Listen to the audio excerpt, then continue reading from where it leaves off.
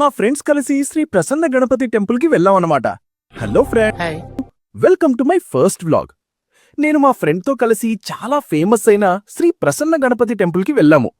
First Marathahalli నుండి bus స్టాప్కి start అయ్యామన్నమాట. మా PG నుండి బస్ స్టాండ్కి జస్ట్ 200 మీటర్స్ మాత్రమే మామా.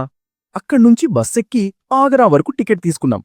అలా సీట్లో కూర్చుని ఏసీ బస్లో బయట పడుతున్న వర్షాన్ని చూస్తూ ట్రావెల్ని చాలా ఎంజాయ్ చేశాం.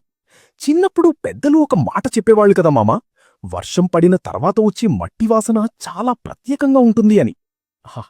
మీరు కూడా ఆ ఫీలింగ్ని ఎంజాయ్ చేశారా లేదా కామెంట్లో చెప్పండి ఫ్రెండ్స్. అలా మాట్లాడుతూ వస్తుండగా మా స్టాప్ వచ్చేసింది. ఇంకా వర్షం పడుతుండడంతో అక్కడ్నుంచి ఆటో బుక్ చేసుకుని కోరమంగళలో ఉన్న టెంపుల్కి స్టార్ట్ అయ్యాం. యాక్చువల్గా కోరమంగళకి బస్ ఫెసిలిటీ కూడా ఉంటుంది. మీరు వెళ్తే బస్ ప్రిఫర్ చేస్తే బెటర్ అని నేను చెప్తాను ఫ్రెండ్స్. అలా ఆటోలో సరదాగా ట్రావెల్ చేస్తూ వెళ్తుంటే ఈరోజు మాత్రం బెంగళూరు ట్రాఫిక్ ఫుల్లుగా కనిపించింది. బెంగళూరులో ట్రాఫిక్ ఎందుకుంటుందో అందరికీ తెలిసిందే కదా. ఇక్కడ ట్రావెల్ చెయ్యాలి అంటే సాహసమనే చెప్పాలి. అలా ట్రాఫిక్ మధ్యలో సరదాగా సెల్ఫీలు తీసుకుంటూ చివరికి డైరెక్ట్గా టెంపుల్ దగ్గరికి రీచ్ అయ్యాం. ఈ టెంపుల్ని అందరూ టెక్కీ గణపతి అని పిలుస్తారు.